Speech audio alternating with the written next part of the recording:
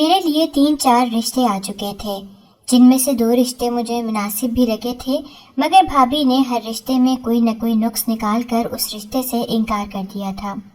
ان کو تو مفت میں ایک ملازمہ ملی ہوئی تھی جو ان کے گھر کے سارے کام بھی کرتی تھی اور ان کی خدمتیں بھی کرتی تھی۔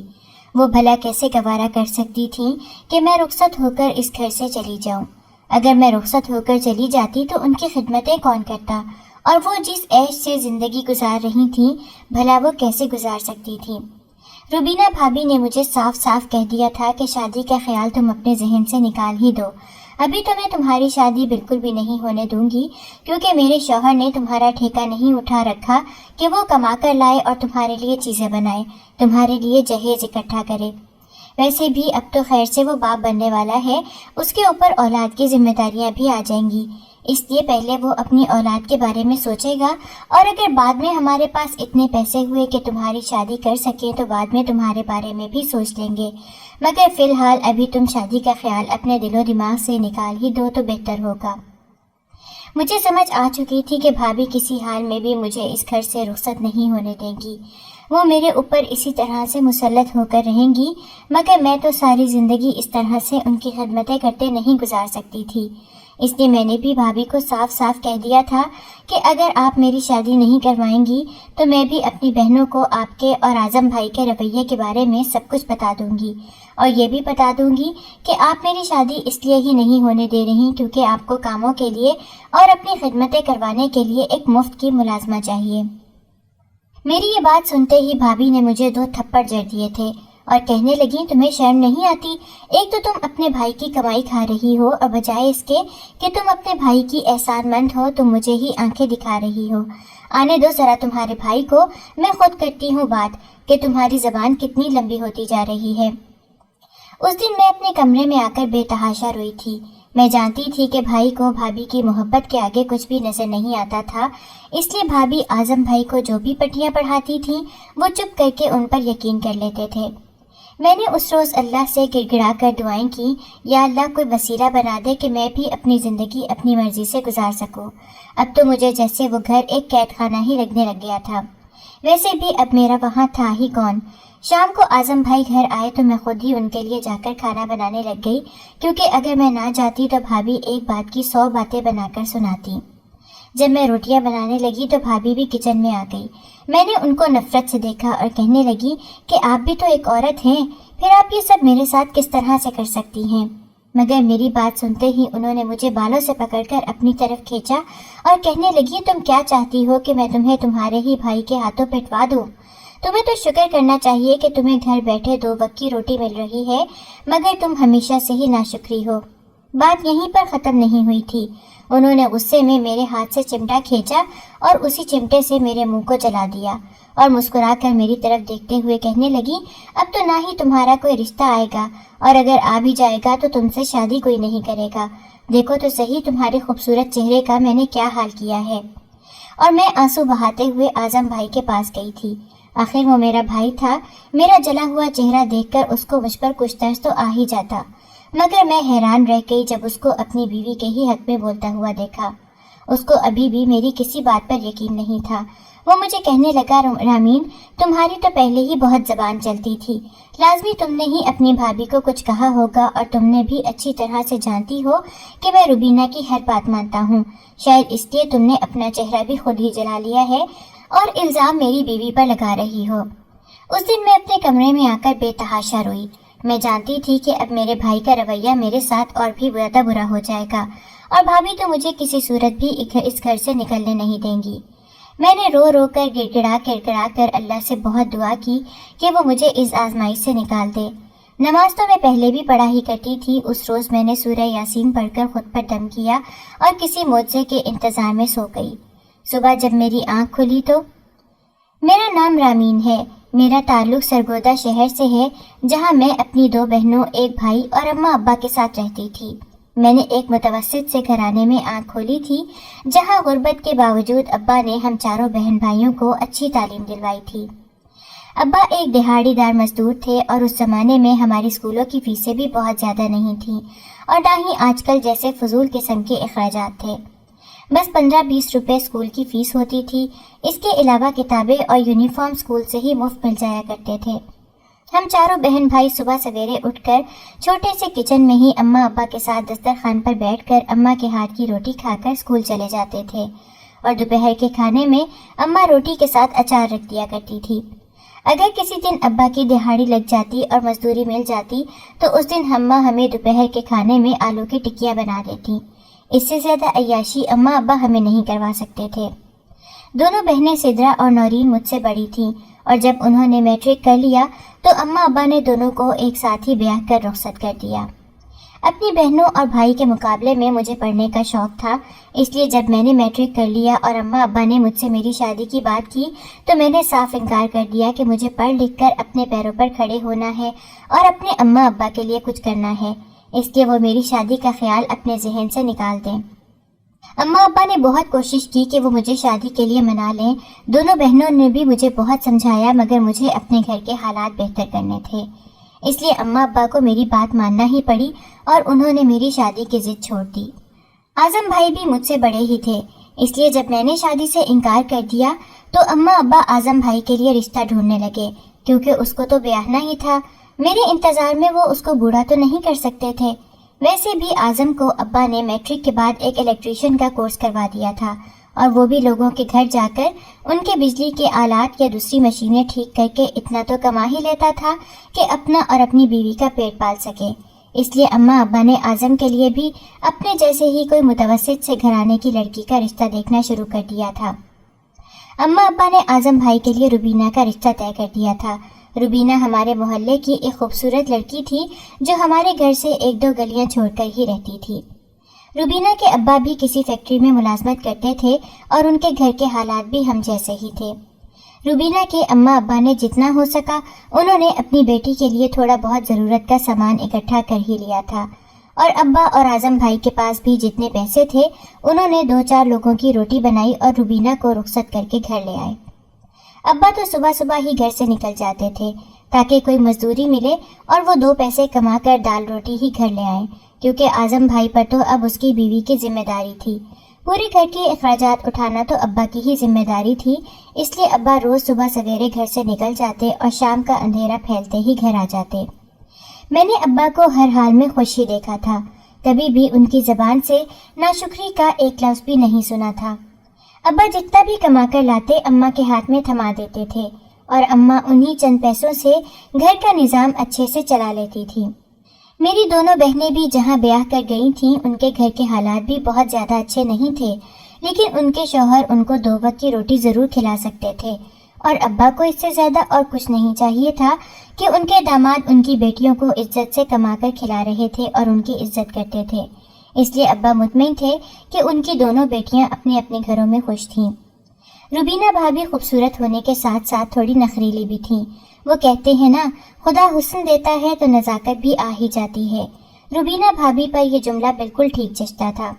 अब्बा जो भी लाते सारे घर वाले सबर शुक्र करके खा ही लेते थे, मगर भाभी का तो कभी कोई नखरा होता और कभी कोई नखरा।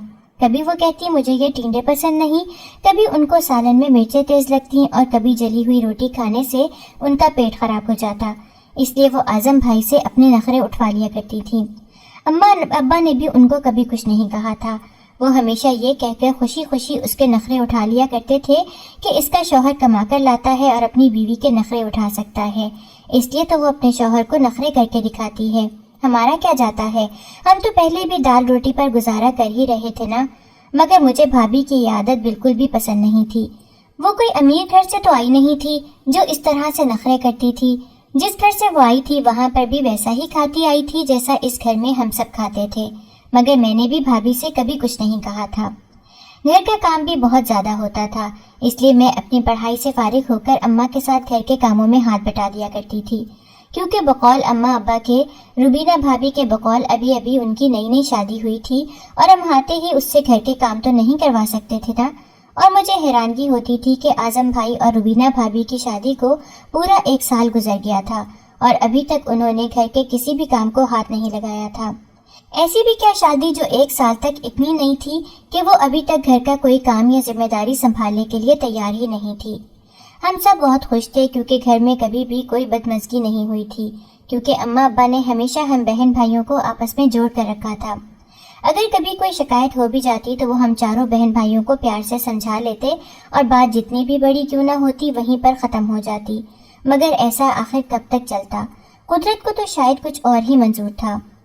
ایک دن شام کا اندھیرا کافی پھیل چکا تھا مگر ابا ابھی تک گھر نہیں آئے تھے۔ وہ تو شام ہوتے ہی گھر آ جاتے تھے اور سب ساتھ میں ہی رات کا کھانا کھا کر اپنے اپنے کمروں میں چلے جاتے تھے، مگر اس دن کافی دیر ہو چکی تھی مگر ابا گھر واپس نہیں آئے تھے۔ اماں کہنے لگی ہو سکتا ہے کوئی کام مل گیا ہو اس لیے رک گئے ہوں، مگر جب رات کافی ہو چکی اور ابا کی کوئی خبر نہ ملی تو اماں بھی پریشان ہونے لگی۔ اماں نے اعظم بھائی سے کہا جاؤ بیٹا جا کر اپنے ابا کی خبر لو، وہ کہاں رہ گئے، ابھی تک آئے ہی نہیں۔ تو اعظم بھی اپنی بیوی کے ہی پلو میں چھپ کر بیٹھ گیا اور کہنے لگا اماں میں خود کام سے تھکا ہارا آیا ہوں، ابا کون سا کوئی چھوٹے سے بچے ہیں، کوئی کام ہی کر رہے ہوں گے، آپ پریشان مت ہوں، وہ خود ہی آ جائیں گے۔ یہ تو ہم سب جان ہی چکے تھے کہ اعظم تو ضرورید ہی بن کر رہ گیا تھا، مگر اماں ابا نے اس بات کو کوئی زیادہ اہمیت نہیں دی تھی کیونکہ اعظم اور اس کی بیوی کی وجہ سے گھر میں کبھی کوئی بھی بدمزگی پیدا نہیں ہوئی تھی۔ مگر اس دن اعظم بھائی کے جواب نے اماں کو بہت مایوس کیا تھا۔ ان کا تو ایک ہی بیٹا تھا اور ابا تو ویسے ہی نہ جانے کہاں رہ گئے تھے۔ اگر وہ بیٹے سے نہ کہتی تو مدد کے لیے کس کے پاس جاتی؟ میں بھی جانتی تھی کہ جب سے اعظم بھائی کی شادی ہوئی تھی ان کو تو روبینہ بھابھی کے علاوہ کچھ نظر ہی نہیں آتا تھا۔ روبینہ کی ہر بات ماننے کے لیے تو وہ بالکل تیار رہتے تھے۔ اگر بھابھی ان کو آدھی رات کو بھی کوئی کام کہہ دیتی تو بھائی بھاگے بھاگے جاتے اور اس کی فرمائش پوری کر دیتے، مگر جب ابا کے بارے میں اماں نے اعظم بھائی سے کہا تو وہ تھکاوٹ کا بہانہ بنا کر اپنے کمرے میں چلے گئے۔ جب رات گزر چکی اور ابا نہ لوٹے تو صبح ہوتے ہی اماں نے ایک بار پھر بھائی سے کہا کہ وہ ابا کے بارے میں معلوم تو کرے، وہ تو جانتا ہی ہے کہ ابا کس کس جگہ پر جا کر مزدوری کرتے تھے۔ مگر اس دن بھی اعظم نے فیکٹری سے لیٹ ہونے کا بہانہ بنایا اور جلدی میں اماں سے یہ کہتا ہوا گھر سے چلا گیا کہ آپ پریشان کیوں ہوتی ہیں، ابا خود ہی گھر واپس آ جائیں گے۔ اماں آخر کتنا انتظار کرتی۔ جب شام ڈھلنے لگی تو اماں نے بڑی باجی سدرا کو فون کیا۔ وہ بھی سرگودا میں ہی رہتی تھی اور ان کا گھر ہمارے گھر سے کچھ ہی فاصلے پر تھا، اس لیے اماں نے سدرا سے مدد مانگی اور کہنے لگی کہ بیٹا تم ذرا اپنے میاں سے تو کہنا کہ وہ تمہارے ابا کا پتہ کرے، وہ کل سے گھر واپس ہی نہیں آئے۔ سدرا الٹا اماں پر ہی غصہ کرنے لگی کہ ابا کل سے گھر واپس نہیں آئے اور آپ اب بتا رہی ہیں، مگر اماں نے تب بھی سدرا باجی کو اعظم کے رویے کے بارے میں کچھ نہ بتایا۔ وہ دن بھی ڈھلنے کو آ گیا تھا مگر ابا کی کوئی خبر نہ تھی۔ اب تو اعظم کو بھی پریشانی ہونے لگی تھی۔ تبھی سدرا اپنے میاں کے ساتھ گھر میں داخل ہوئی اور بھاگ کر اماں کے گلے لگ گئی۔ وہ بس روئے ہی جا رہی تھی۔ اس کو دیکھ کر ہم سب پریشان ہو گئے تھے کہ آخر اس کو ہوا کیا ہے۔ اماں نے تو سدرا باجی سے فوراً یہی پوچھنا شروع کر دیا تھا کہ تمہارے ابا کا کچھ پتا چلا؟ کیا وہ ٹھیک ہے؟ تم رو کیوں رہی ہو؟ مجھے کچھ بتا کیوں نہیں رہی ہو؟ تبھی سدرا باجی کے میاں نے آگے بڑھ کر اعظم کو گلے سے لگایا اور ہمیں وہ خبر سنا دی جس کو سن کر ہمارے پیروں تلے سے زمین ہی نکل گئی تھی۔ وہ کہنے لگے کہ ابا کسی بلڈنگ کی تعمیر کا کام کر رہے تھے اور وہاں ہی دہاڑی پر مزدوری کر رہے تھے کہ بلڈنگ کی ایک دیوار گر گئی جس کے نیچے آ کر وہ بہت بری طرح سے زخمی ہو گئے تھے اور ہسپتال جاتے جاتے راستے میں ہی ان کی موت بھی ہو گئی تھی۔ ان کو وہاں پر کوئی جانتا ہی نہیں تھا کیونکہ وہ پہلے کبھی بھی اس علاقے میں نہیں گئے تھے، اس لیے ان کی لاش ایدھی والوں کے پاس پڑی ہے۔ ہمارے گھر میں تو گویا قیامت ہی آ گئی تھی۔ ابا تو ہمیں چھوڑ کر چلے گئے تھے۔ یہ خبر سنتے ہی اماں کی حالت بھی خراب ہو گئی تھی اور ان پر فالج کا اٹیک ہو گیا تھا۔ ابھی ہم ایک صدمے سے نکلے نہیں تھے کہ اماں کی حالت کی بھی سب کو فکر لگ گئی تھی۔ ابا نے ہمیں کبھی نہیں بتایا تھا کہ وہ ہمارے لیے کس مشکل سے 2 وقت کی روٹی کما کر لاتے تھے۔ ان کو تو بس اس بات کی ہی فکر ہوتی تھی کہ کہیں ان کے بچے بھوکے ہی نہ سو جائیں۔ ہم نہیں جانتے تھے کہ ابا کن مشکلوں سے 2-4 پیسے کما کر لاتے تھے۔ ہم نے اماں کے منہ سے کبھی بھی کوئی ناشکری کے کلمات نہیں سنے تھے۔ وہ ہر حال میں اللہ کا شکر کرتی تھیں۔ مگر اب ہمارا گھر کون چلائے گا؟ اعظم کو تو اپنی بیوی کے نخروں سے ہی فرصت نہیں ملتی تھی۔ اماں کی دوائیں کون لاتا؟ اعظم کی تو جو کمائی ہوتی تھی وہ اپنی بیوی پر ہی لٹا دیا کرتا تھا۔ صرف 2 وقت کی روٹی دے کر وہ ہم پر ایک احسان کر دیا کرتا تھا۔ اماں کی دواؤں کے لیے اس کے پاس کبھی پیسے ہوئے ہی نہیں تھے۔ جب بھی میں اس سے اماں کی دواؤں کے متعلق پوچھتی تو وہ مہنگائی کا رونا رونے لگ جاتا تھا۔ میں تب تک BA کر چکی تھی، پڑھنا تو میں آگے بھی چاہتی تھی، مگر اب 2 وقت کی روٹی ہی پوری ہو جاتی یہی بہت تھا۔ पढ़ाई तो बहुत दूर की बात थी। ऊपर से अम्मा का ख्याल भी रखना होता था। भाभी ने तो अभी तक किसी काम को हाथ ही नहीं लगाया था। मैंने एक दिन आजम और अम्मा से कहा कि घर के हालात ठीक नहीं हैं, इसलिए मैं नौकरी करना चाहती हूँ, मगर आजम भाई ने मुझे साफ मना कर दिया था कि वो मुझसे नौकरी नहीं करवाएगा, इसलिए चुपचाप घर ही बैठो। मगर मैंने आजम भाई से कहा कि अगर वो मुझे नौकरी नहीं करने देना चाहता तो अम्मा की दवाओं के लिए मुझे पैसे ही दे दिया करे, और तब शायद उसको थोड़ी सी गैरत आई और वो मुझे चंद पैसे दे गया। मगर ये चंद पैसे भी उसने मुझे सिर्फ 2 या 3 महीने ही दिए। इसके बाद से फिर वही महंगाई का रोना। अम्मा को दवाएं लगातार देनी थी, मगर आजम मुझे पैसे ही नहीं देता था, इसलिए अम्मा की हालत दिन ब दिन बिगड़ती ही गई और अब्बा के फौत होने के 10 महीने बाद ही अम्मा भी चल बसी। मेरी तो दुनिया ही वीरान हो गई थी। जब अब्बा जिंदा थे तो सब घर वाले इकट्ठे बैठकर एक जगह खाना तो खा लिया करते थे, मगर अब्बा के जाने के बाद सब इकट्ठे कहाँ बैठते। आजम तो आते ही अपनी बीवी के साथ कमरे में चला जाता और वो खाना भी कमरे में ही खाते। सिर्फ मैं ही थी जो अम्मा के साथ बैठकर खाना खा लिया करती थी, और अब तो अम्मा भी चली गई थी और मैं अकेली ही रह गई थी। बहनें भी अपने अपने घरों में थीं, उनसे मैं क्या कहती। उन्होंने कौन सा मुझे अपने साथ ले जाना था। रहना तो मुझे वहीं पर था जो मेरा घर था, और वहाँ मैं अपने भाई के साथ रहती थी, उस भाई के साथ जिसको मेरा एहसास ही नहीं था। अम्मा अब्बा के होते हुए जो मेरी थोड़ी बहुत फिक्र कर ही लेता था, अब तो पलट कर मुझसे पूछता तक ना था। अभी अम्मा को फौत हुए कुछ ही दिन गुजरे थे जब रुबीना भाभी मेरे कमरे में आई और मुझे कहने लगी, बहुत मना लिया सोग, अब कमरे से बाहर निकलो और थोड़ी बहुत घर की खैर खबर भी लो, दोबारा मुझे तुमसे न कहना पड़े। मेरे कहने से पहले ही तुम खाना बना लिया करो। तुम तो जानते ही हो कि तुम्हारा भाई थका हारा घर आता है और आते ही उसको भूख लगी होती है, इसलिए जितना सोग बना लिया था काफी है। भाभी के रवैये का अंदाजा तो मुझे पहले ही था, मगर मैं ये नहीं जानती थी कि वो अम्मा के फौत होते ही मेरे साथ इस बुरी तरह से पेश आने लगेंगी जैसे मैं उनकी नन नहीं बल्कि उनके घर की एक मुलाजमा हूँ।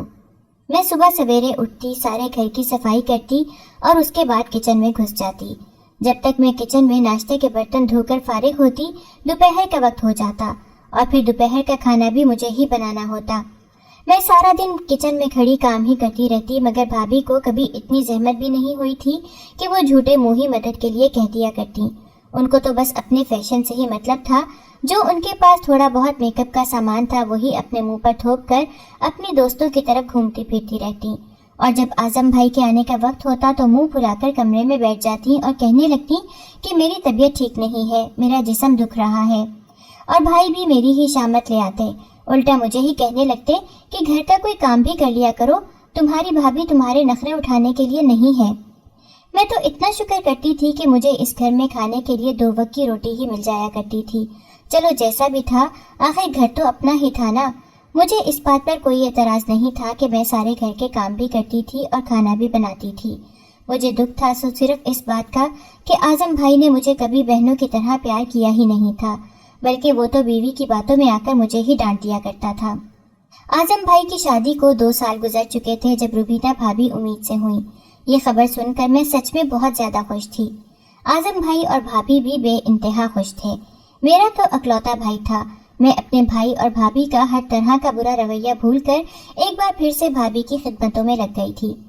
खिदमत तो मैं पहले भी उनकी किया ही करती थी, मगर अब मैंने पूरे दिल के साथ उनका ख्याल रखना शुरू कर दिया था। मगर भाभी शायद इससे भी खुश नहीं हुई थी। सारा दिन वो अपने बिस्तर में लेटी आराम करती रहती, और जब आजम भाई के आने का वक्त होता तो वो मुंह बनाकर किचन में चली आती। जब आजम भाई भाभी को इस तरह से किचन में खड़े काम करते हुए देखता तो कहता कि तुम बेआराम क्यों हो रही हो, कुछ चाहिए था तो रामीन से कह देती। और भाभी आंखों में मगरमच्छ के आंसू लिए आजम से कहती कि रामीन जैसा खाना बनाती है मुझे वो बिल्कुल भी पसंद नहीं आता, इसलिए मैं अपनी मर्जी का खाना बनाने के लिए आई हूँ। और भाई फिर से मेरी शामत ले आता और कहता, जैसा तुम्हारी भाभी को पसंद है उसको वैसा ही बनाकर दिया करो। मैं कमाकर किस लिए लाता हूँ जब तुम मेरी ही बीवी को कुछ ढंग का बनाकर खिला नहीं सकती। मैं घर में 2 तरह के खाने बनाती थी ताकि अगर भाभी को एक खाना पसंद न आए तो फौरन दूसरी डिश उनके सामने कर दूं। मगर न जाने क्यों वो मुझसे बदगुमान ही रहती थी और कोई न कोई बहाना बनाकर मुझे आजम भाई से डांट पड़वा ही दिया करती थी। अब तो मेरी भी शादी की उम्र हो गई थी, मगर आजम भाई मेरे लिए कोई रिश्ता ढूंढता तो ही मुझे ब्याह कर रुखसत करता ना। उसने तो जैसे मेरे बारे में कुछ सोचना ही छोड़ दिया था। वो तो भला हो सिद्रा और नौरीन बाजी का, जिन्होंने आजम के कान में ये बात डाल दी कि वो अब मुझे भी ब्याह कर अपने घर का कर ही दे। और तब आजम को ख्याल आया कि उसकी एक अदद कंवारी बहन भी घर में मौजूद है और उसने मेरे लिए रिश्ता ढूंढना शुरू कर दिया। मगर जब भाभी को इस बारे में इल्म हुआ कि आजम मेरे लिए रिश्ता ढूंढ रहा है और मेरी शादी कराना चाहता है, तो भाभी से ये भी हजम न हुआ और वो मुझे ताने देने लगी कि मेरा शौहर तो पहले ही सारा दिन काम कर कर के थक जाता है और जो कमाई आती है वो सारे घर के अखराजात पूरे करने में ही लग जाती है, और खैर से अब उसकी फैमिली भी बढ़ने वाली है तो वो अपनी औलाद के अखराजात पूरे करेगा या तुम्हारी शादी के चौंचले उठाता फिरेगा। मगर मैं भाभी से क्या कहती, मैंने तो कभी भी उनके सामने बोलने की जुर्रत ही नहीं की थी। मेरे लिए 3-4 रिश्ते आ चुके थे, जिनमें से 2 रिश्ते मुझे मुनासिब भी लगे थे, मगर भाभी ने हर रिश्ते में कोई न कोई नुक्स निकाल कर उस रिश्ते से इनकार कर दिया था। उनको तो मुफ्त में एक मुलाजमा मिली हुई थी जो उनके घर के सारे काम भी करती थी और उनकी खिदमतें भी करती थी। वो भला कैसे गवारा कर सकती थी कि मैं रुखसत होकर इस घर से चली जाऊं। अगर मैं रुखसत होकर चली जाती तो उनकी खिदमतें कौन करता, और वो जिस ऐश से जिंदगी गुजार रही थी भला वो कैसे गुजार सकती थी। रुबीना भाभी ने मुझे साफ साफ कह दिया था कि शादी का ख्याल तुम अपने जहन से निकाल दो। अभी तो मैं तुम्हारी शादी बिल्कुल भी नहीं होने दूंगी, क्योंकि मेरे शौहर ने तुम्हारा ठेका नहीं उठा रखा कि वो कमा कर लाए और तुम्हारे लिए चीजें बनाए, तुम्हारे लिए जहेज इकट्ठा करे। वैसे भी अब तो खैर से वो बाप बनने वाला है, उसके ऊपर औलाद की जिम्मेदारियां भी आ जाएंगी, इसलिए पहले वो अपनी औलाद के बारे में सोचेगा, और अगर बाद में हमारे पास इतने पैसे हुए कि तुम्हारी शादी कर सकें तो बाद में तुम्हारे बारे में भी सोच लेंगे। मगर फिलहाल अभी तुम शादी का ख्याल अपने दिलो दिमाग से निकाल ही दो तो बेहतर होगा। मुझे समझ आ चुकी थी कि भाभी किसी हाल में भी मुझे इस घर से रुखसत नहीं होने देंगी, वो मेरे ऊपर इसी तरह से मुसल्लत होकर रहेंगी। मगर मैं तो सारी जिंदगी इस तरह से उनकी खिदमतें करते नहीं गुजार सकती थी, इसलिए मैंने भी भाभी को साफ साफ कह दिया था कि अगर आप मेरी शादी नहीं करवाएंगी तो मैं भी अपनी बहनों को आपके और आजम भाई के रवैये के बारे में सब कुछ बता दूंगी, और ये भी बता दूंगी कि आप मेरी शादी इसलिए ही नहीं होने दे रही क्योंकि आपको अपने कामों के लिए और अपनी खिदमतें करवाने के लिए एक मुफ्त की मुलाजमा चाहिए। मेरी ये बात सुनते ही भाभी ने मुझे 2 थप्पड़ जड़ दिए थे और कहने लगी, तुम्हें शर्म नहीं आती? एक तो तुम अपने भाई की कमाई खा रही हो और बजाय इसके कि तुम अपने भाई की एहसानमंद हो तुम मुझे ही आंखें दिखा रही हो। आने दो जरा तुम्हारे भाई को, मैं खुद करती हूँ उससे बात कि तुम्हारी जबान कितनी लंबी होती जा रही है। उस दिन मैं अपने कमरे में आकर बेतहाशा रोई थी। मैं जानती थी कि भाई को भाभी की मोहब्बत के आगे कभी कुछ नजर नहीं आता था, इसलिए भाभी आजम भाई को जो भी पटियां पढ़ाती थी वो चुप करके उन पर यकीन कर लेते थे। मैंने उस रोज अल्लाह से गिड़गिड़ा कर दुआएं की, या अल्लाह कोई वसीला बना दे कि मैं भी अपनी जिंदगी अपनी मर्जी से गुजार सकूं। अब तो मुझे जैसे वो घर एक कैदखाना ही लगने लग गया था, वैसे भी अब मेरा वहाँ था ही कौन। शाम को आजम भाई घर आए तो मैं खुद ही उनके लिए जाकर खाना बनाने लग गई, क्योंकि अगर मैं ना चाहती तो भाभी एक बात की 100 बातें बनाकर सुनाती। जब मैं रोटियां बनाने लगी तो भाभी भी किचन में आ गई। मैंने उनको नफरत से देखा और कहने लगी कि आप भी तो मेरी तरह एक औरत हैं, फिर आप ये सब मेरे साथ किस तरह से कर सकती हैं। मगर मेरी बात सुनते ही उन्होंने मुझे बालों से पकड़कर अपनी तरफ खींचा और कहने लगी, तुम क्या चाहती हो कि मैं तुम्हें तुम्हारे ही भाई के हाथों पिटवा दूं? तुम्हें तो शुक्र करना चाहिए कि तुम्हें घर बैठे 2 वक्त की रोटी मिल रही है, मगर तुम हमेशा से ही नाशुक्री हो। बात यहीं पर खत्म नहीं हुई थी। उन्होंने गुस्से में मेरे हाथ से चिमटा खींचा और उसी चिमटे से मेरे मुंह को जला दिया और मुस्कुरा कर मेरी तरफ देखते हुए कहने लगी, अब तो ना ही तुम्हारा कोई रिश्ता आएगा, और अगर आ भी जाएगा तो तुमसे शादी कोई नहीं करेगा। देखो तो सही तुम्हारे खूबसूरत चेहरे का मैंने क्या हाल किया है। और मैं आंसू बहाते हुए आजम भाई के पास भाग गई थी। आखिर वो मेरा भाई था, मेरा जला हुआ चेहरा देखकर उसको मुझ पर कुछ तरस तो आ ही जाता। मगर मैं हैरान रह गई जब उसको अपनी बीवी के ही हक में बोलता हुआ देखा। उसको अभी भी मेरी किसी बात पर यकीन नहीं था। वो मुझे कहने लगा, रामीन तुम्हारी तो पहले ही बहुत जबान चलती थी, लाजमी तुमने ही अपनी भाभी को कुछ कहा होगा, और तुम भी अच्छी तरह से जानती हो कि मैं रुबीना की हर बात मानता हूँ। शायद इसलिए तुमने अपना चेहरा भी खुद ही जला लिया है और इल्जाम मेरी बीवी पर लगा रही हो। उस दिन मैं अपने कमरे में आकर बेतहाशा रोई। मैं जानती थी कि अब मेरे भाई का रवैया मेरे साथ और भी ज्यादा बुरा हो जाएगा, और भाभी तो मुझे किसी सूरत भी इस घर से निकलने नहीं देंगी। मैंने रो रो कर गिड़गिड़ा कर अल्लाह से बहुत दुआ की कि वो मुझे इस आजमाइश से निकाल दे। नमाज तो मैं पहले भी पढ़ा ही करती थी। उस रोज मैंने सूरह यासीन पढ़कर खुद पर दम किया और किसी मुआवजे के इंतजार में सो गई। सुबह जब मेरी आंख खुली तो खुद को शीशे के सामने देखकर मेरी चीखें निकल गईं। मेरा तो चेहरा जलने की वजह से बिगड़ ही चुका था और भाभी की ख्वाहिश भी पूरी हो गई थी। अब शायद कभी भी मेरे लिए कोई रिश्ता न आता और ना ही मेरी शादी हो पाती, मगर शायद अभी मेरे लिए एक और कड़ी आजमाइश बाकी थी। उस दिन मेरे लिए गफूर नामी एक पागल शख्स का रिश्ता आया, जो वैसे तो बहुत अमीर घर का लड़का था, मगर उसका जहन थोड़ा सा खराब था और गफूर के अम्मा अब्बा उसके लिए बस कोई ऐसी लड़की घर लाना चाहते थे जो उनके पागल बेटे की देखभाल कर सके। और मेरा भाई और भाभी तो पहले से ही पैसे के लालच में थे। वो जानते थे अगर मेरा रिश्ता गफूर के साथ हो जाता तो उनके भी वारे न्यारे हो जाते। इसलिए आजम ने उस दिन मुझे सिर्फ अपने ही फायदे के लिए समझाया था और कहने लगा, देखो रामीन, तुम्हारा चेहरा तो पहले ही बिगड़ चुका है, इसलिए अब तुम्हारे लिए तो किसी नॉर्मल इंसान का रिश्ता इस घर में नहीं आएगा। जो भी है, मुझे तुम्हारी शादी तो करनी ही है। ऊपर से तुम्हारी उम्र भी निकलती जा रही है, इसलिए मुझे तुम्हारे लिए ये रिश्ता बहुत मुनासिब लगा है और मैंने गफूर की अम्मा को हाँ भी कर दी है। देखना तुम उस घर में राज करोगी। उस दिन तो भाभी भी मुझ पर सदके वारी जा रही थी और मेरी नजरें उतार रही थी। रामीन मेरी प्यारी बहन, अब जो होना था वो तो हो ही गया। मैं दुआ करती हूँ कि तुम्हारी आइंदा आने वाली जिंदगी खुशियों से भरी हो। और मैं जानती थी कि वो ये दुआ भी मुझे सिर्फ अपने ही फायदे के लिए दे रही थी। मुझे इस वक्त सिर्फ उस घर से निकलना था, बाकी का मैंने कुछ नहीं सोचा था। इसलिए मैंने भी मुर्दा दिल के साथ गफूर से शादी के लिए हामी भर ली थी। मेरे भाई और भाभी ने मुझे जहेज देने के बजाय मेरी शादी गफूर से करवाने के बदले में इस घर में अपने लिए बहुत ही सारा सामान इकट्ठा कर लिया था, जो गफूर के अम्मा अब्बा ने उनको सिर्फ इसलिए दिया था क्योंकि भाई भाभी मुझे उनके पागल बेटे के हवाले जो कर रहे थे। भाई भाभी ने मेरी शादी जितनी धूमधाम से की थी, मैं तो हैरान रह गई थी कि ये वही भाई था जो हमेशा महंगाई का रोना रोता रहता था और आज दुनिया को दिखाने के लिए और अपना मकसद पूरा करने के लिए उसने मेरी शादी इतनी धूमधाम से की थी। वो जानता था कि मुझ पर एक बार दिल खोलकर खर्च करेगा तो उसको शायद उसके बदले में 4-5 गुना वापस भी मिल जाएगा। एक हिसाब से तो उसने मुझे गफूर के अम्मा अब्बा को बेच ही दिया था। मैं उस घर से रुखसत हो गई थी जिस घर में मेरे अम्मा अब्बा ने मुझे नाजों से पाला था और मेरी खुशगवार जिंदगी के ख्वाब आंखों में सजाए वो इस दुनिया से ही चले गए थे। मेरी दोनों बहनों को भी न जाने आजम ने क्या कहकर इस रिश्ते के लिए राजी कर लिया था, इसलिए वो दोनों भी खामोश थीं। मैं गफूर की दुल्हन बनी रुखसत होकर उसकी बड़ी सी हवेली में आ गई थी। वो जैसा भी था अब मेरा शौहर था और मुझे उसकी देखभाल करनी ही थी। गफूर के सारे घर वाले बहुत अच्छे थे और वो भी मुझसे इस बात की तवक्को कर रहे थे कि मैं भी गफूर का ख्याल रखूं और मुझे भला क्या फर्क पड़ता था।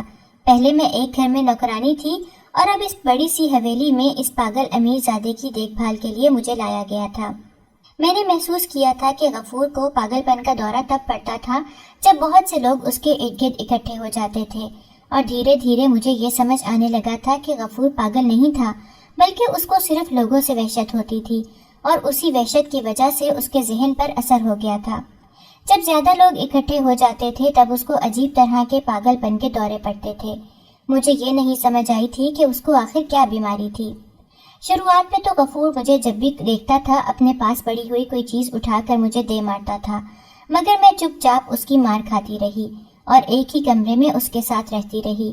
आखिर मैं कहाँ जाती, मेरा तो अब कोई ठिकाना ही नहीं था। भाई के नाम पर एक मेका था और वहाँ जाकर भी मैं क्या करती।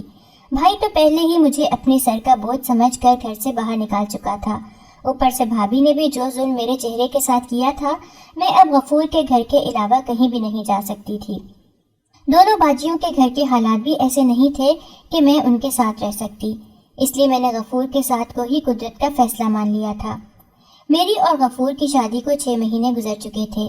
मैं सारा दिन गफूर की खिदमतों में लगी रहती।